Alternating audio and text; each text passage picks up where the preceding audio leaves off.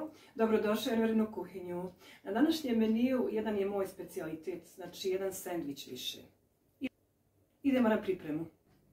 Za ovaj specijalitet su nam potrebni sastojci, znači sir, listić, može i onaj damer obični, zatim pureća šunka, ja imam ovdje dimljenu i običnu pureću šunku, a može i pileća šunka isto tako, jaja, koliko treba, znači koliko pravite, 2-3, brašno, malo sol i to je to. Prelazimo na pravljenje. Ulje sipamo u tavu da se zagrije, koju smo prethodno već malo zagrijali. A ja prelazim na pripremanje. Ovako. Uzmemo listić šunke, zatim listić sira, skinemo vrhove naravno, dodamo drugi listić i idemo u brašno, zatim u jaje.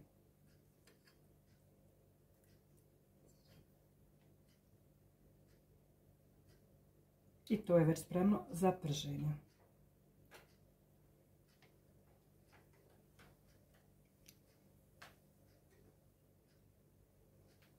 Idemo sad ovu dimljenu.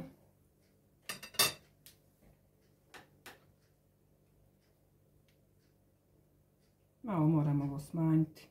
Ona nam je malo manja. Mada to ne smeta. Sir se istopi. Idemo opet proces isti.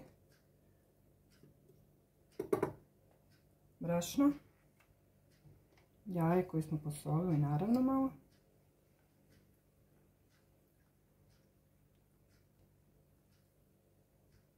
I u ulje ide.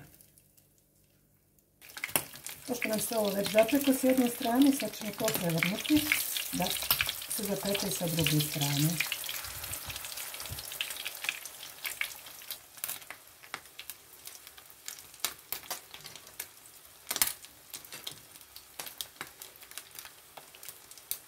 Sad ćemo pregledati. Da. Ovo je već gotovo. Znači, izvadimo na papir.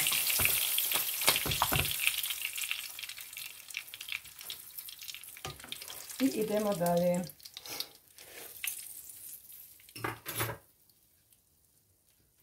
Sad ćemo opet isti proces.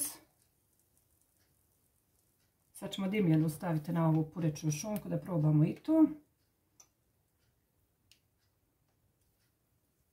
Ide u brašno.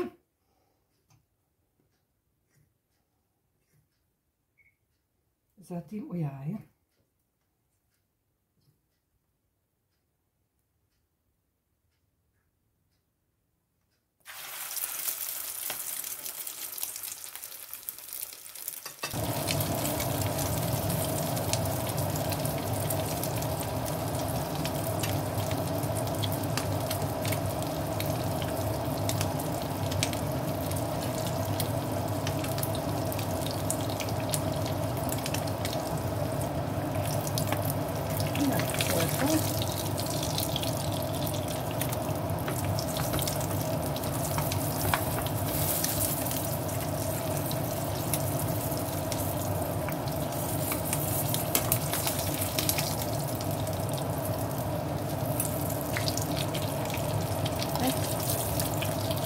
Vam je gotovo, znači.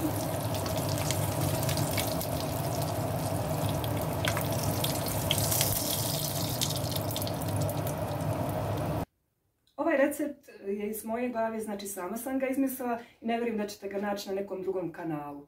Pa ako vam se sviđa, pretplatite se na moju stranicu, lajkajte i pišite mi komentare. Hvala što ste ostali do kraja sa nama. Veliki pozdrav od vaše kuharice Envere i čao!